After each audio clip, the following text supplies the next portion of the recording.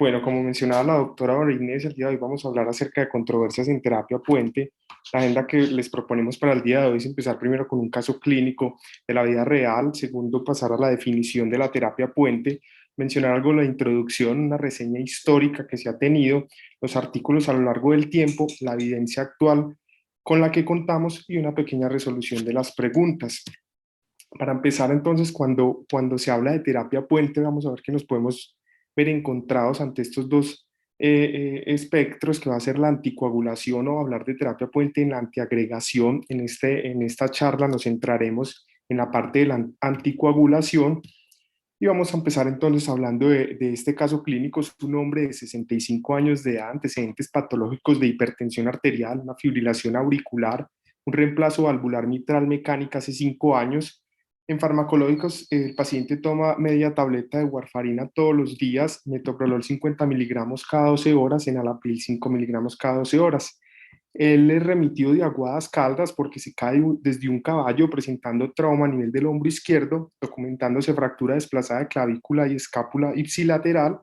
Es valorado por la especialidad de ortopedia, quien indica manejo quirúrgico. Se le piden unos paraclínicos básicos donde se reporta una hemoglobina en 17, hematocrito en 52 con los leucocitos en 10.200 y unas plaquetas en límites de normalidad, con una creatinina en 1.7 y un BUN de 18, un coagulograma con un INR en 2.6 y un TPT en 24.8. Entonces, lo primero que queremos plantear en este caso es, ¿ustedes cómo clasificarían el riesgo hemorrágico de este paciente? Vamos a ver que podemos enfrentarnos a un riesgo alto o un riesgo moderado o bajo, y también se habla de un riesgo mínimo hemorrágico. Basándonos únicamente en el procedimiento quirúrgico, vamos a describir este riesgo de este paciente como un riesgo hemorrágico alto, y es que diferente como pensaríamos los clínicos, los procedimientos quirúrgicos están claramente establecidos del riesgo hemorrágico que tienen, y vemos cómo entonces acá la parte de la cirugía del hombro va a estar clasificado como un procedimiento de alto riesgo quirúrgico, si bien el riesgo quirúrgico únicamente no está basado en el procedimiento como tal, sino que van a haber otros factores como la edad, las patologías que tiene el paciente, trombocitopenia, por ejemplo, y muchas otras que van a influenciar en ese aspecto hemorrágico. Sin embargo, basándonos únicamente en el procedimiento quirúrgico, vemos que va a haber unas recomendaciones en el cual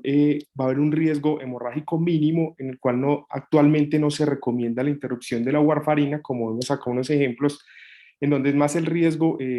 suspenderle a ese paciente la warfarina que continuar con ella. Vemos unos ejemplos que va a ser la endoscopia, las intervenciones endovasculares como el cateterismo, estudios electrofisiológicos como las ablaciones, el implante de marcapasos o desfibriladores, la cirugía de catarata, las cirugías dermatológicas y el aspecto pues, de lo relacionado con la artroplastia.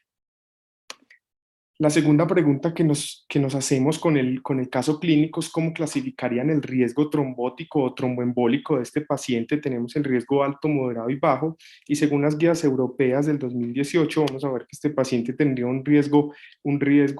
trombótico alto. Vemos que también la parte, así como la parte hemorrágica está establecida, la parte tromboembólica también está establecida, y lo primero que nos recomiendan ellos es preguntarnos por qué ese paciente está anticoagulado, si tiene una válvula cardíaca mecánica, si tiene fibrilación auricular o si tuvo un episodio de una tromboembolia venosa. En nuestro paciente vemos que va a tener un riesgo alto. Recordemos que tenía una válvula en posición mitral.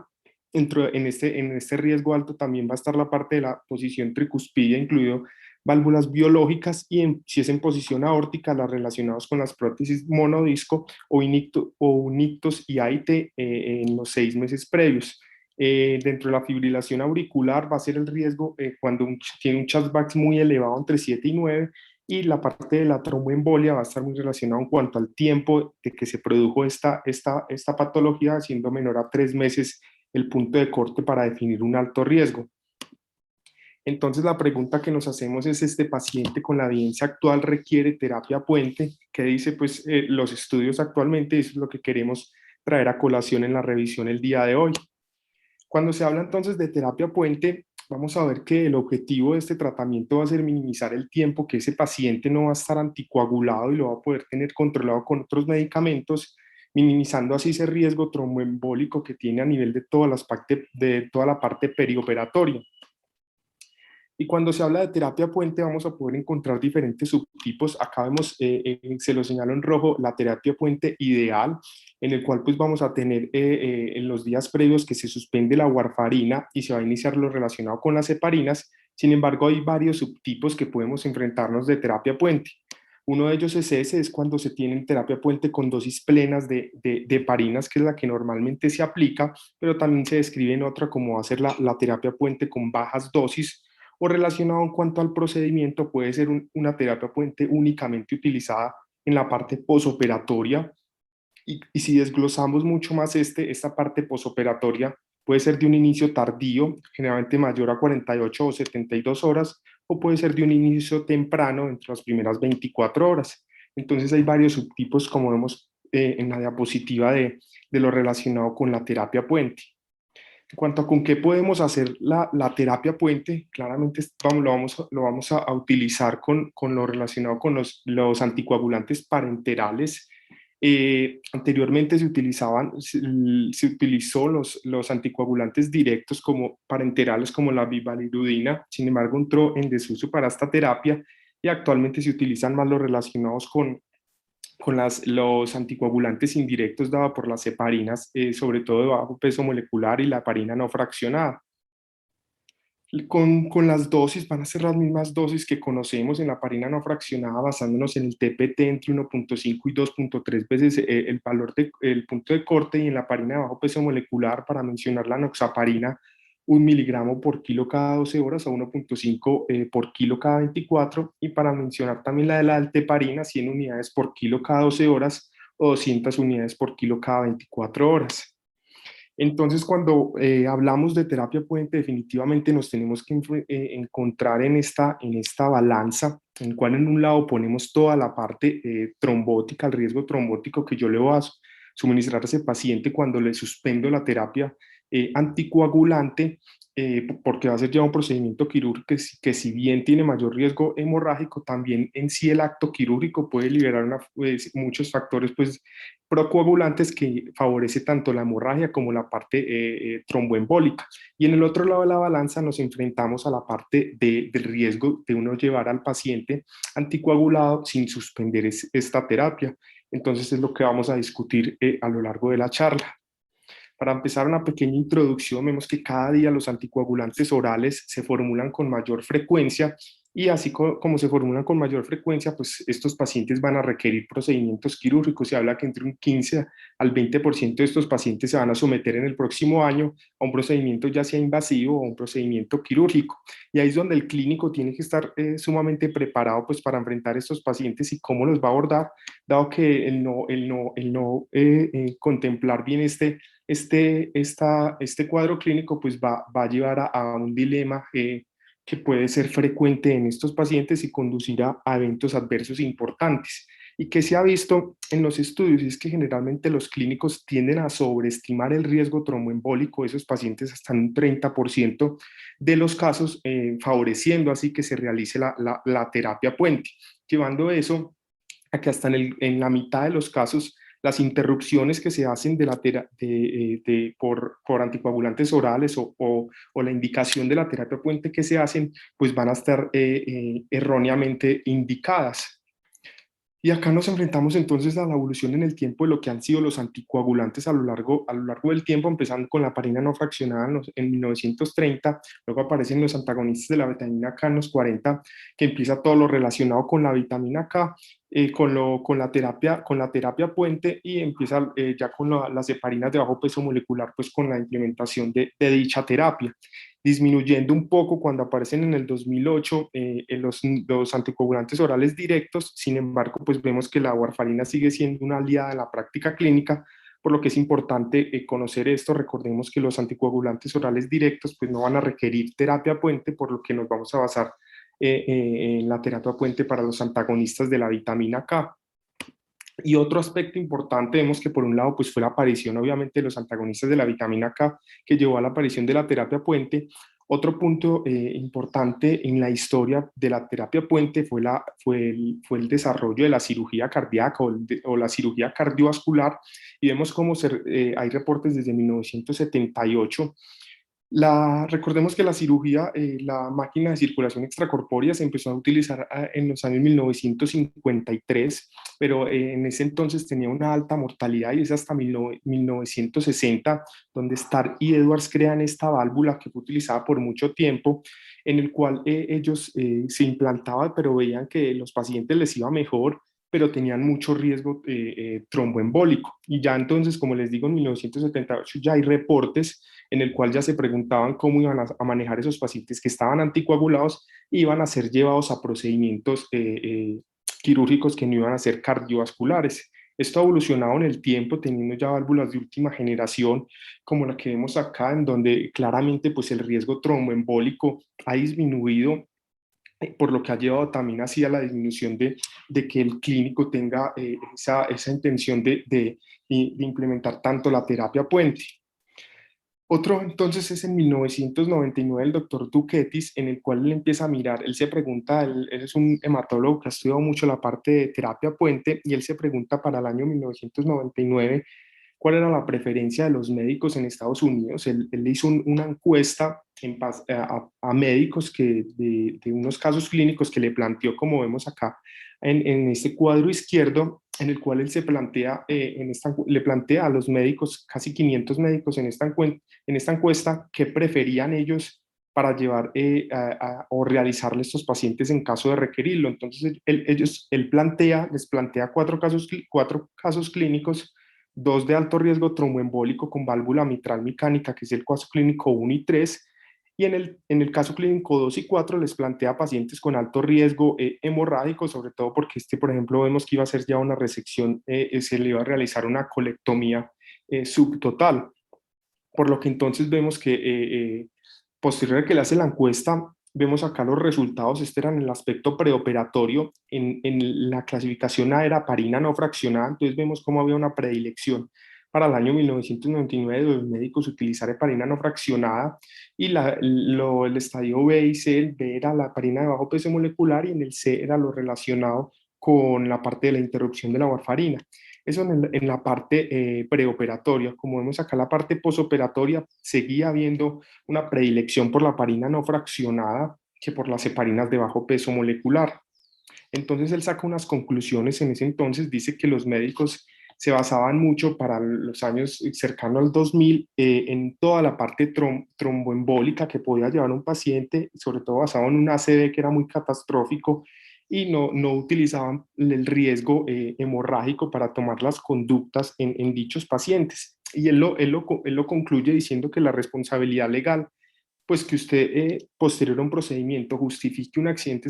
cerebrovascular incapacitante, pues va a ser más complejo a que si ocurra una hemorragia, y él lo define pues sacando este tipo de conclusión. Pasando pues en el año 2003, empieza en la clínica Mayo a mirar en los procedimientos dermatológicos qué pasaba si en esos pacientes se descontinuaba o no se descontinuaba la warfarina y la aspirina, y ellos en sus reportes encuentran de que hubo un riesgo importante cuando se suspendía la warfarina para procedimientos dermatológicos, que fueron anecdóticos los casos que se presentaron hemorragias. Sin embargo,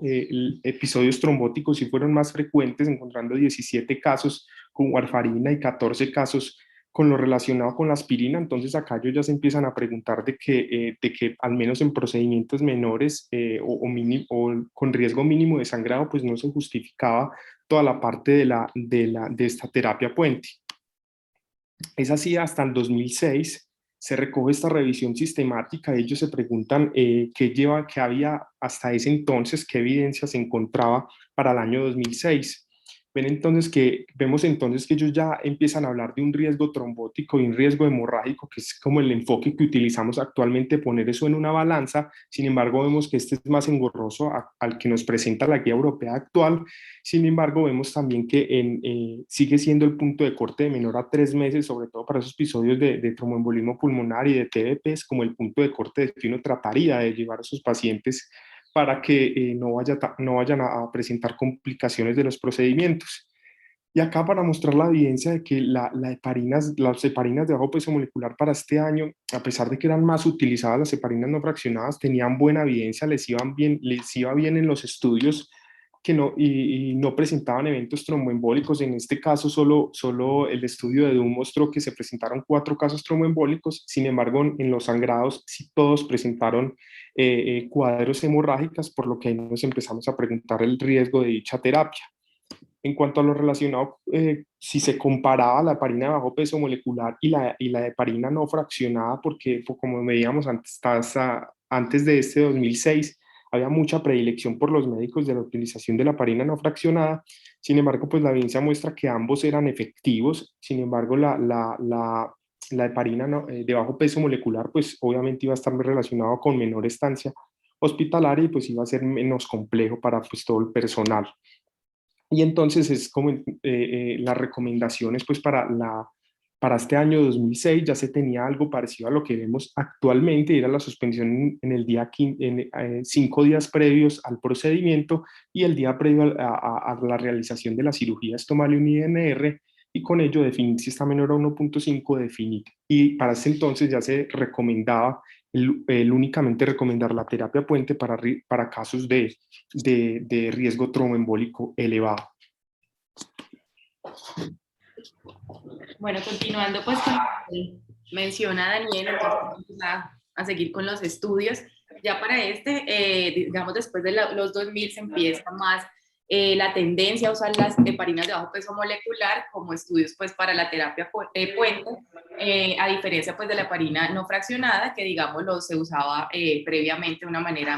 más común. Entonces tenemos este estudio publicado en el 2008 en el cual usan enoxaparina como terapia puente en pacientes que iban a ser sometidos pues, a cirugía cardíaca. Los pacientes fueron en total 140 pacientes sometidos a cirugía cardíaca en un centro pues, de Estados Unidos entre diciembre del 2003 y junio del 2004 y ellos venían ya con un uso crónico de anticoagulantes, es decir, tenían una indicación previa ya establecida. Y los desenlaces fueron la evaluación del riesgo tromboembólico total, la muerte, el sangrado y por supuesto se hizo pues un seguimiento a 3 meses posoperatorio. En cuanto a la clasificación del riesgo tromboembólico, se dividió pues en 2 categorías en el cual pues se le daba a los que se habían visto asociación pues de mayor riesgo tromboembólico, se le daba 2 puntos y a los de menor riesgo tromboembólico 1 punto para poder hacer la categorización que les mostró inicialmente Daniel, en el cual podemos dividir los pacientes entre bajo, moderado riesgo, alto riesgo y muy alto riesgo, dependiendo si es 1, 2 o mayor o igual a 3 puntos respectivamente. En cuanto a las condiciones asociadas a mayor riesgo tromboembólico y que suman 2 puntos, está la presencia de una válvula mecánica mitral, la presencia de un evento tromboembólico venoso en los últimos 6 meses, una condición hipercoagulable pues diagnosticada previamente en el paciente y una fibrilación auricular de alto riesgo, tomando el puntaje pues de CHADS. Acá tenemos pues cómo se hizo la aleatorización, perdón, este no fue pues aleatorizado, pero como digamos fue el protocolo de la terapia puente en estos pacientes. Entonces se hizo una suspensión 5 días antes de la cirugía del anticoagulante oral, en este caso pues era la warfarina. ¿Y por qué pues 5 días? Porque digámoslo, en un paciente que no tenga una insuficiencia hepática previa, esta es más o menos la vida media o lo que se tarda pues en depurar la warfarina. Entonces, después de esta interrupción, un día antes de la cirugía se iniciaba la terapia puente con enoxaparina, como lo mencionó Daniel, tomando previamente un INR, mirando si estaba mayor o menor a 1.5. Si estaba mayor, se hacía la intervención con un agonista pues, de vitamina K. Ya pues después de la cirugía, dentro de las primeras 24 horas se iniciaba la anticoagulación oral con warfarina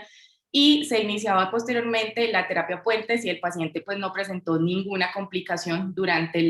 el periodo pues posoperatorio inmediato. Y dependiendo del peso se hacía el ajuste de la dosis, si era menor a 60 kilos era 40 miligramos cada 24 y si era mayor a 60 kilos pues 40 miligramos cada 12 horas. Ya para el tercer día se hacía un aumento, un incremento de la dosis de la enoxaparina a 0,75 miligramos kilogramo cada 12 horas y continuaba pues con el anticoagulante oral, se suspendía ya la enoxaparina cuando se lograba un INR pues terapéutico. En aquellos pacientes que tenían una depuración de creatinina menor a 30 mililitros minuto, o habían presentado un episodio de inestabilidad hemodinámica que requería pues el uso de vasopresores. No se usaba enoxaparina, sino la heparina no fraccionada. Vemos pues que la diferencia luego entre seguridad de usar, pues la preferencia entre estas dos clases de heparinas, pues digámoslo, ya depende de la facilidad y de la experiencia pues del clínico o del médico tratante. En cuanto a las características demográficas de este estudio, tenemos una edad promedio de 66 años, de los cuales el 49% pues fueron mujeres, con un peso promedio de 70. Y las patologías que más frecuentemente se encontraron pues fueron la hipertensión y la historia de falla cardíaca. Dentro de los procedimientos que se realizaron, entonces estuvo pues el reemplazo valvular asociado o no a una revascularización miocárdica. Entonces hasta el 96% de estos pacientes tuvieron pues una intervención valvular. Y digámoslo, pues la más frecuente fue el reemplazo aórtico, que fueron 74 pacientes, y el 66% de estos pacientes recibieron válvula mecánica, mientras que el 100% de todos los pacientes que tuvieron una intervención mitral recibieron pues válvula mecánica, es decir, estamos frente a pacientes con riesgo tromboembólico muy alto. Ya pues cuando se hizo, digamos, el análisis de los factores de riesgo y se evaluaron ya los desenlaces, entonces se encontró que el riesgo tromboembólico global de toda la población después del procedimiento fue, digamos, en la categoría de moderado a bajo, fue el 51% de los pacientes, seguido por un 34% de los pacientes que quedaron entre un riesgo moderado, entre un riesgo pues muy alto. Y el restante pues quedaron en el riesgo pues como entre moderado y alto. Ya digamos, el factor tromboembólico más importante y más frecuente hallado fue el reemplazo valvular mecánico, que pues se encontró el 79% de los pacientes, seguido del 39% de los pacientes que tenían pues una fibrilación auricular con los puntajes de Chats pues más altos. Continuando pues con los estudios, entonces tenemos pues donde se encontró, se hizo pues un estudio en 9 hospitales donde se revisaron las historias clínicas, 9 centros clínicos en Estados Unidos, en el cual se quería mirar en qué tan frecuente usaban ellos la terapia puente cuando los pacientes iban a ser sometidos a procedimientos pues quirúrgicos o clínicos que necesitaran pues una interrupción de la anticoagulación. Por supuesto, analizar las características clínicas de estos pacientes y la incidencia a 30 días también de complicaciones trombóticas y hemorrágicas, para un total de 492 pacientes que cumplieron los criterios pues, de inclusión, y se llevó el seguimiento entre agosto del 2002 y octubre del 2005. Por supuesto, como criterio de inclusión debían tener un uso crónico de warfarina y debían ser pues, sometidos a procedimientos electivos. Acá los desenlaces se dividieron en riesgo de trombosis arterial, aparte del riesgo de trombosis venosa, el riesgo de sangrado por procedimiento médico y quirúrgico. Se definió como sangrado mayor aquel pues que era fatal, el que debía suspender anticoagulación, requería hospitalización o cirugía, o eran un órgano blanco específico, es decir, sangrados intracraneales, intraespinales, retroperitoneales o intraoculares. Sangrado menor eran otros sangrados que no, digamos, no cabían en esta categoría previa a sangrado mayor y cuyas intervenciones eran menores, como por decir el taponamiento nasal o un cistoscopio para controlar el sangrado. El ACV isquémico estaba definido como un déficit neurológico de por lo menos 48 horas y el tromboembolismo venoso, pues una confirmación por imágenes tanto de trombosis venosa profunda o de embolia pulmonar. Acá en cuanto a las características pues, de los pacientes, entonces tenemos también una media de edad un poco pues, parecida al estudio anterior, el cual estaba dentro pues, de 67 años, y la mayoría de los pacientes, el 53,9%, eran hombres, la mayoría pues, eran pacientes blancos, y como vemos, muy parecido también el perfil en cuanto a las patologías de base de estos pacientes al estudio previo. En cuanto a las indicaciones que tenían estos pacientes para anticoagulación, estaba dentro de la más frecuente la fibrilación auricular o el flóter previo con o sin stroke o una IT pues previo. Y ya seguido por los episodios de tromboembolismo venoso, y apenas el 10,4% tenían con mitigación de la anticoagulación la presencia de válvulas mecánicas. En cuanto a los procedimientos o, digámoslo, pues la evaluación que se hizo de estos pacientes, la mayoría se ubicaban procedimientos pues que eran mínimamente pues riesgosos de hemorragia, y además los pacientes tenían un riesgo de tromboembolismo venoso mínimo, al igual que el de tromboembolismo arterial, es decir, no tuvimos una representación grande de pacientes con riesgo tromboembólico pues significativo o alto. Acá tenemos pues, digámoslo, como en estas 9 hospitales hubo como una variación en cuanto a la decisión de si usar terapia puente o no, y solamente 2 instituciones sí lo hicieron pues de una manera, digámoslo, adecuada o correcta. Pero como vemos, la mayoría de los procedimientos fueron pequeños, con tales como pues, cirugías oftalmológicas, procedimientos dentales, biopsias cutáneas, endoscopia y artroscopia. Como vemos, como la mayoría pues, fueron procedimientos menores. Y en cuanto pues, al riesgo de sangrado, las estrategias de anticoagulación y las complicaciones hemorrágicas asociadas acá en el estudio, encontramos que las estrategias pues, usadas de no usar heparina o no usar terapia puente previamente se llevó a cabo en el 54,9% pues, de los pacientes. Solo el 38,6% usó dosis plena de anticoagulación con heparina no fraccionada o de bajo peso molecular, y un 6,5% llevaron pues a cabo dosis profilácticas. Y en cuanto a ya la terapia puente, por decirlo así, en el nivel posoperatorio, vemos que también continuaron estos pacientes sin uso de heparina, y la mayoría usaron, perdón, las dosis plenas de estas. Bueno, entonces, en cuanto a, digamos, los hallazgos o los desenlaces encontrados en estos pacientes, entonces se encontró que la mayoría de estos pues no presentaron complicaciones hemorrágicas ni hubo pues una significativa presentación de eventos trombóticos, tanto venosos como arteriales. Vemos acá pues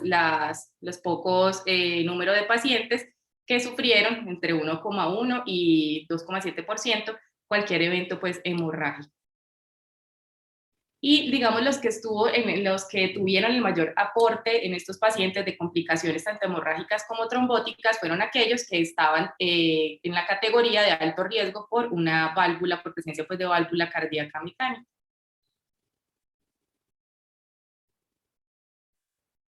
Acá tenemos pues la diferencia entre las estrategias de postprocedimiento de los hospitales, como solamente 2 centros utilizaron pues la terapia puente, a diferencia de los otros centros, el hospital pues número 3 y el hospital número 6. Y por supuesto ellos, aunque utilizaron, perdón, la terapia puente, no tuvieron mayor efecto o evento adverso como muerte, como complicaciones de sangrado o trombóticas, a diferencia pues de los que no lo usaron, es decir, no hubo ninguna diferencia significativa entre usar o no la terapia puente.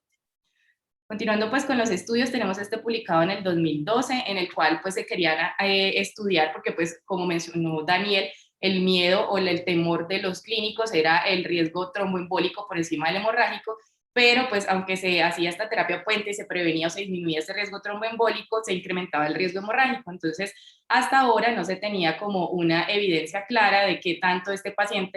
pacientes iban a sangrar y cuáles eran estos predictores. Ya sabemos que debemos tener o poner en balanza, disminuir tanto el riesgo trombótico como el riesgo pues, hemorrágico. Entonces, este estudio recogió 2.182 pacientes que asistieron al centro de trombofilia de la Clínica Mayo entre el 1 de enero del 97 y el 31 de diciembre del 2007, en el cual se le hizo pues, seguimiento a 3 meses. Se recogió la información obtenida de las historias clínicas de aquellos que fallecieron, de los certificados de defunción y de las necropsias, y se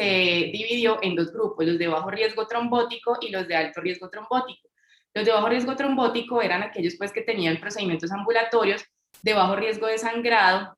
En estos lo que se iba a suspender o reducir la dosis de la warfarina era 4 a 7 días previos antes del procedimiento, y en aquellos que tenían procedimiento que iban a ser sometidos a procedimientos con riesgo moderado alto de sangrado, se hacía la suspensión habitual con respecto pues, a los estudios previos ya revisados, 5 días antes pues, del procedimiento, y se reiniciaba en la dosis habitual después del procedimiento. En aquellos que tenían alto riesgo trombótico, entonces se les hizo terapia puente con suspensión 5 días antes de la warfarina, y siempre pues tomar un INR previo al procedimiento. la última dosis de la heparina bajo peso molecular se da el 50% en la mañana del procedimiento, es decir, no como en las guías ahora, que la suspensión se hace 24 horas antes. Y se reiniciaba la warfarina después del procedimiento, y la heparina bajo peso molecular se hacía pues un buen control hemostático más o menos durante 5 días, estos dos, hasta que el INR pues estuviera en un rango terapéutico. Los desenlaces que se miraron, entonces también sangrado mayor, definido como lo conocemos, una caída de 2 gramos por decilitro en la hemoglobina o más, o que requiera transfusión de más de 2 unidades de glóbulos rojos, o sangrados pues en órganos diarios. El sangrado menor, pues aquel que no cumple estas especificaciones de sangrado mayor, pero tampoco requiere ni hospitalización, a diferencia del estudio previo, que estos sí aceptaban ciertas intervenciones o procedimientos menores. El paciente de sangrado menor no requiere pues ninguna intervención. En cuanto a los otros desenlaces, entonces tenemos también la categorización de los procedimientos como bajo riesgo, aquellos que eran pues biopsias, endoscopias, procedimientos endovasculares, extracciones dentales, catarata, artroscopia y cirugía dermatológica. Y las complicaciones tromboembólicas, entonces las dividían en arterial y venosa. Arterial, pues era la presencia de un accidente cerebrovascular, un isquémico transitorio, un infarto del miocardio, y pues venosa ya como lo conocemos, la embolia pulmonar y la trombosis venosa profunda. En cuanto al promedio de edad, pues tenemos, como siempre, una edad similar de 67,6 años, más o menos de 13,4, una representación del 38% pues eran mujeres, y una presencia de válvulas mecánicas solamente en el 17% de los pacientes, lo cual pues no, digámoslo, no es una representación grande en estos pacientes que más tememos por su alto riesgo tromboembólico. Y digámoslo como categorizando en quién tiene mayor riesgo, pues vemos que de este 17%, del 14% tenían válvulas aórticas y apenas un 3% tenían válvulas mitrales. Vemos cómo también se incluyeron algunos pacientes con historia pues, de enfermedad renal crónica que debían cambiar o modificar las dosis o el tipo de heparina pues, a elegir, y como también una pequeña representación de pacientes con enfermedad hepática crónica, pues solamente un 1%. Esto es lo que ya les he mencionado y lo que les resalto acá. También pues es importante conocer que algunos de estos pacientes, aunque en muy poca cantidad, tenían uso concomitante de algún antiagregante, lo cual pues puede modificar los desenlaces, la presencia pues de hemorragias en estos pacientes. Y digamos, los que no entraban en estas categorías, que no tenían antecedentes de enfermedad renal crónica, ya se les hizo un cálculo de la tasa de filtración glomerular, en el cual se tomó por encima y por debajo de 60, y los de por debajo de 30 para poder hacer el ajuste y ya pues el uso de heparina no fraccionada. En cuanto al tipo de procedimientos, vemos como la mayoría de los procedimientos que eran gastrointestinales, la mayoría pues fueron endoscopias, es decir, procedimientos de bajo riesgo quirúrgico. Solo el 4% fueron sometidos pues a procedimientos de alto riesgo de sangrado, como fueron pues los neuroquirúrgicos. Pero pues en estos estudios la mayoría es sometido pues a estos procedimientos de bajo riesgo. En cuanto a el riesgo, los pacientes pues que tuvieron mayor riesgo de sangrado, o los factores predictores de sangrado, fueron aquellos pacientes que tenían pues previamente un diagnóstico de una válvula pues mitral mecánica dentro de sus antecedentes, lo cual fue pues estadísticamente significativo. Bueno, entonces como conclusiones del estudio previo, entonces encontraron pues que factores inherentes o factores propios del paciente, más que la elección de terapia puente de hacerlo o no, fueron los que estuvieron pues asociados a una mayor predicción de complicaciones hemorrágicas en el periodo pues perioperatorio. Entonces ya digámoslo, se había reunido toda esta parte, todo este recorrido que ya hicimos, y digámoslo, se sembró como todas las bases, los fundamentos para poder llevar a cabo un estudio más grande y que nos diera, pues, digamos, el poder de tomar decisiones. Entonces, como una salvación, por decirlo así, llegó pues el bridge, en el cual pues se hizo la terapia puente en los pacientes pues que tenían anticoagulación en fibrilación auricular. Pero pues viéndolo, entrando pues ya en detalle en el estudio, vamos a ver pues dentro de los criterios de inclusión y exclusión, que no se incluyeron pacientes con alta carga trombótica, como son aquellos pues con una válvula mitral mecánica. La hipótesis de este estudio fue que no administrar la terapia puente es no inferior a usar la terapia puente para prevenir los eventos tromboembólicos arteriales. Acá no miraron eventos tromboembólicos venosos perioperatorios, y que el no usar esta terapia puente podía ser superior con respecto a la aparición de sangrado mayor. Para este estudio se tenía pensado la aleatorización de 3.626 pacientes, pero dentro de pues todas las evaluación y los criterios de inclusión-exclusión, solo pues lo completaron 1.884 pacientes. Este estudio pues tuvo todo el rigor, como fue pues doble ciego y controlado. El seguimiento se hizo a 30 días posterior al procedimiento, y los desenlaces fue mirar los eventos, la frecuencia de los eventos de la presencia de tromboembolismo arterial y sangrado mayor. Acabamos el protocolo, entonces como 30 días antes del procedimiento electivo se hacía la aleatorización de los pacientes, se suspendía la warfarina 5 días previos, como ya lo hemos visto en todos los estudios, pues de acuerdo a la vida media de la warfarina, y 3 días antes del procedimiento se inició la heparina bajo peso molecular, que en este caso no se usó enoxaparina, sino dalteparina. Como estaban aleatorizados, entonces la mitad estaban en el grupo de dalteparina, el resto pues en el grupo placebo. Se llevó a cabo la cirugía y ya luego se reinicia la warfarina 24 horas después del procedimiento, con un inicio de la dalteparina, pues más o menos entre 48 y 72 horas, si el procedimiento pues había tenido un alto, digamos, una parte de sangrado importante durante el mismo, o 24 horas después si el riesgo había sido bajo. Acabamos entonces los criterios de inclusión. Cualquier paciente que tenga warfarina, digamos, tome crónicamente warfarina, que se define por 3 meses, que tenga un INR terapéutico entre 2 y 3, recordemos que es la parte de fibrilación auricular, y por lo menos la presencia de algún factor de riesgo, pero pues ellos lo que se basaron para el estudio o para la determinación del riesgo tromboembólico de la fibrilación auricular de sus pacientes fue el CHATS, no el CHATS-VASc, que digamos es el que más usamos ahora,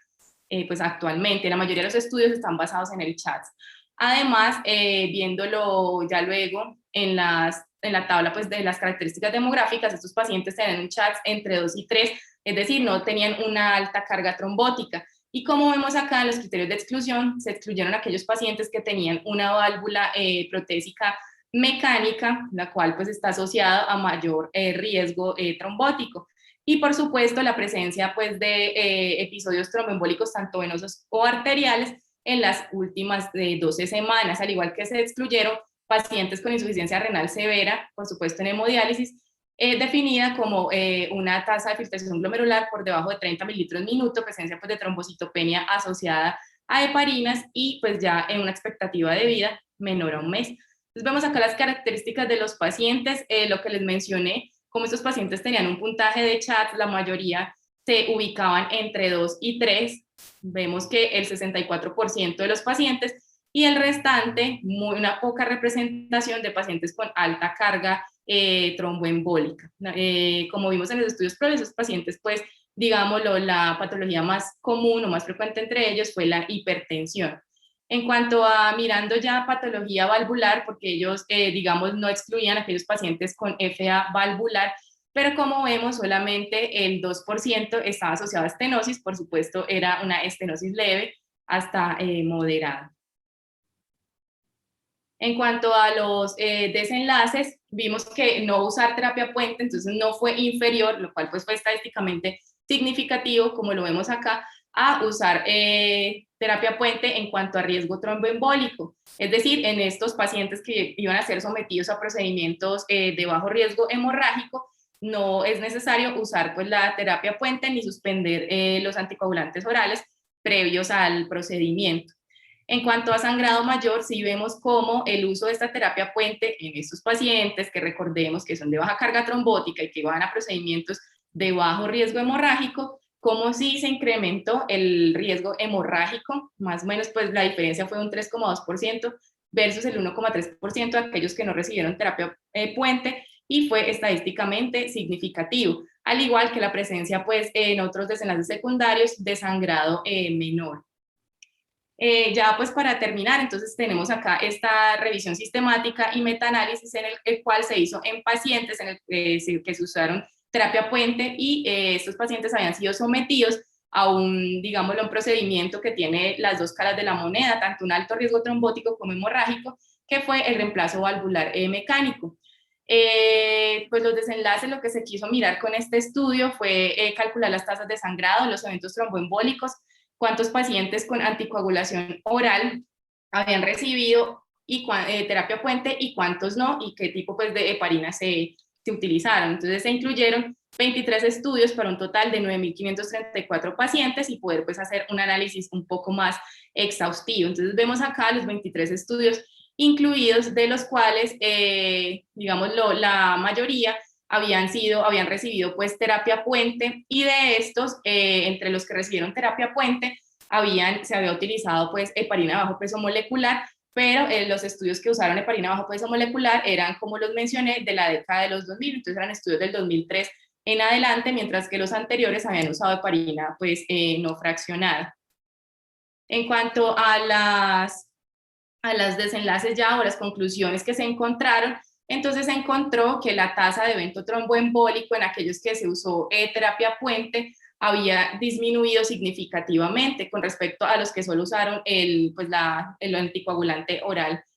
solo. Y en cuanto al sangrado, pues también, digámoslo, pues obviamente sí se incrementó el riesgo en aquellos pacientes que usaron pues heparinas, pero no hubo ninguna diferencia entre la heparina no fraccionada y las heparinas de bajo peso molecular. Como conclusiones pues, de este estudio, entonces se encontró una mayor tasa de sangrado en aquellos que recibieron terapia puente temprana. Entonces acá también, cuando se hizo un análisis subgrupo, como vieron, pues sí, se esperaba que sangraran más los pacientes que recibieron terapia puente, pero lo que hicieron dividir entre temprana y tardía, siendo, digamos, el punto de corte 48 horas. Entonces la terapia puente temprana se define aquella en la cual se inició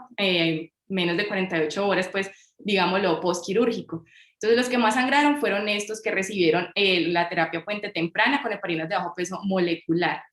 Pero se encontró que esta terapia puente temprana como ventaja disminuyó hasta un 1% los eventos tromboembólicos. Entonces, lo que, digamos, se recomienda es iniciar unas dosis bajas de heparinas, y ya, pues, la conclusión pues, es que la dosis plena se dé entre un cuarto a quinto día posoperatorio para evitar estas complicaciones hemorrágicas. Y por supuesto, como lo vamos a ver en la resolución del caso, que la terapia puente obviamente se debe individualizar, que toca pues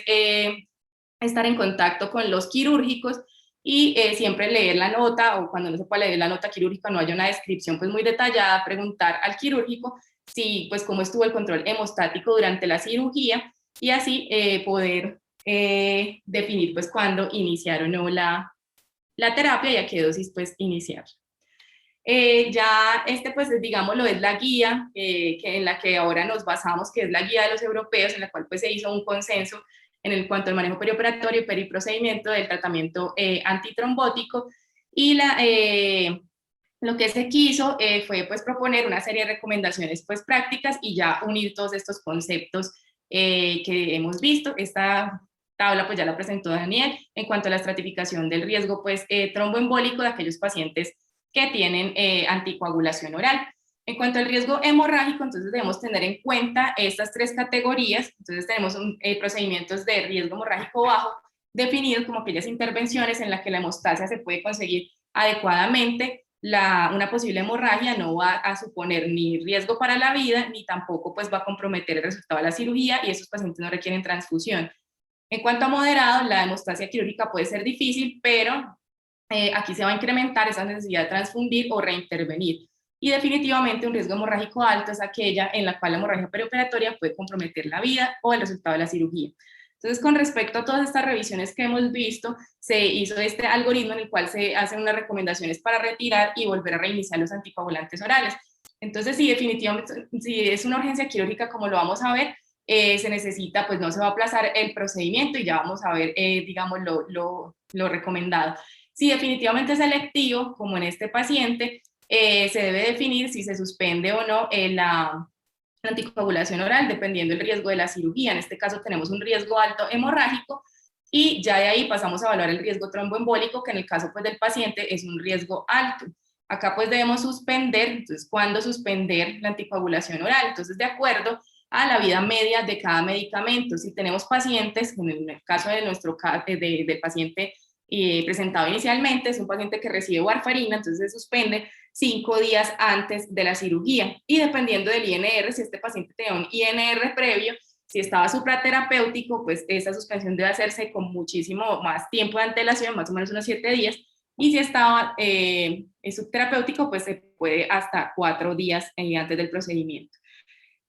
Ya pues para los anticoagulantes directos no hay, digámoslo, no hay tantas restricciones como con la warfarina y se deben suspender de acuerdo a la tasa de filtración glomerular del paciente, pues asegurando una adecuada depuración o eliminación del mismo medicamento. ¿Y cuándo volver a reintroducir la anticoagulación? Entonces acá sí ya tenemos en cuenta el riesgo hemorrágico del paciente, en el cual si es bajo moderado el procedimiento, entonces se inicia el anticoagulante oral a las 24 horas de la cirugía y considerar la terapia puente con enoxaparina o heparina de bajo molecular si el riesgo tromboembólico es alto. E iniciar, en caso pues, de riesgo hemorrágico alto, iniciar la anticoagulación a las 48 a 72 horas posterior al procedimiento sin terapia puente. Y lo que les mencioné en cirugías urgentes, pues se debe hacer un control, se deben hacer estudios de coagulación, pruebas cuantitativas específicas. Si no las tenemos, entonces con el PT, el PTT y el INR, pues debemos hacer los estudios y por supuesto si definitivamente no espera más de 8 horas la cirugía, lo que se recomienda son medidas de soporte general, el uso de antagonistas de los mismos y por supuesto la anestesia neuroaxial está contraindicada. Bueno, entonces como vemos cuando se habla de terapia puente, hay dos estudios pivotales. El uno ya lo vimos que es el estudio Bridge, como lo mencionaba la compañera. Sin embargo, recordemos que este estudio, la característica era que eran pacientes de bajo riesgo.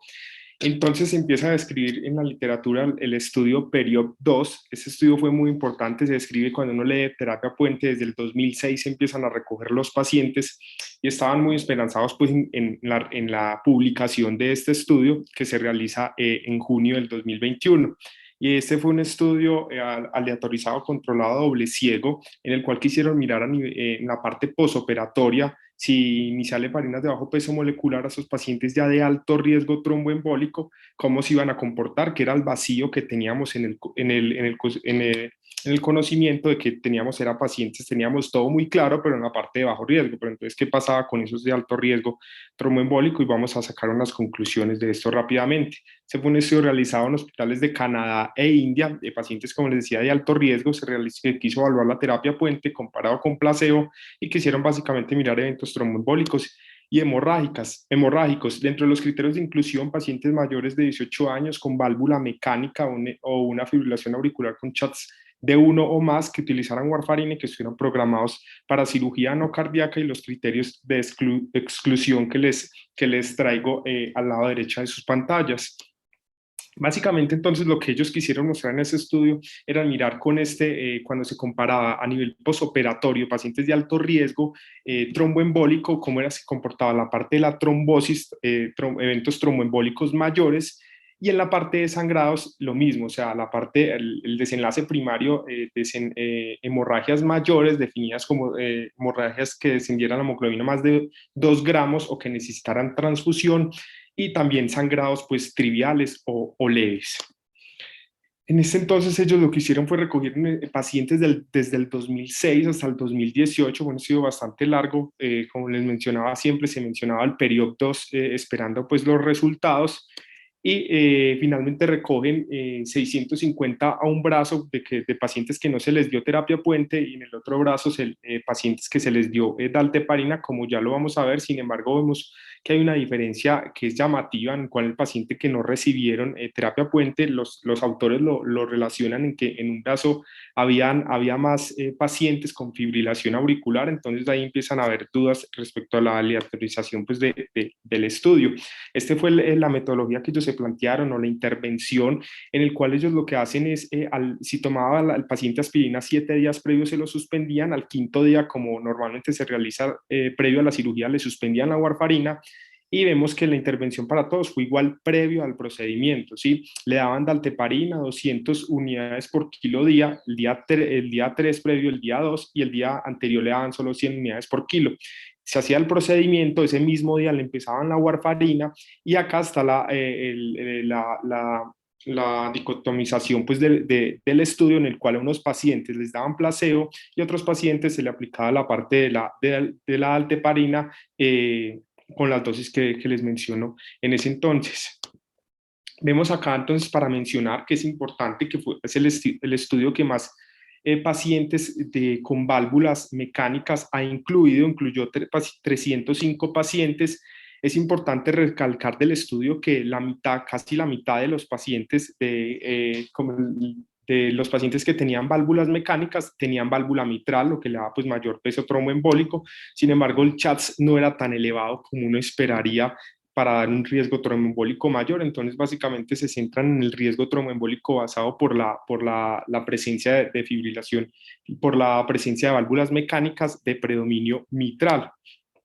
Vemos entonces que los resultados del estudio es que no había diferencia en cuanto a la parte de tromboembolismos mayores, igual en los secundarios por cada uno de ellos, como los menciono ahí, y en los sangrados tampoco se mostró una diferencia que sería llamativo esa parte. Sin embargo, recordemos que ellos en la parte de la alteparina posoperatorio la hicieron con una dosis reducida. Entonces uno mira el estudio. Realmente se esperaba mucho del estudio. Pensamos que desde el 2006 nos iba a dar la respuesta a esos pacientes con eventos con alto riesgo tromboembólico. Sin embargo, nos encontramos que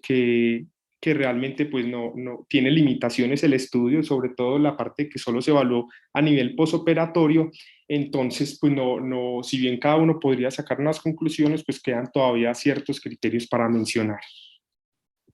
Y ya para terminar, entonces, a manera de conclusión, entonces pasemos pues a la resolución de nuestro caso clínico, en el cual pues la primera pregunta que debemos resolver ante este y cualquier otro paciente es primero cuál es el riesgo tromboembólico y hemorrágico del paciente. Estamos claros que es un paciente un riesgo tromboembólico alto debido pues a su antecedente de reemplazo pues valvular mecánico mitral. Y en cuanto a hemorrágico, también por la edad y las características pues individuales del paciente y el procedimiento pues es un riesgo hemorrágico elevado.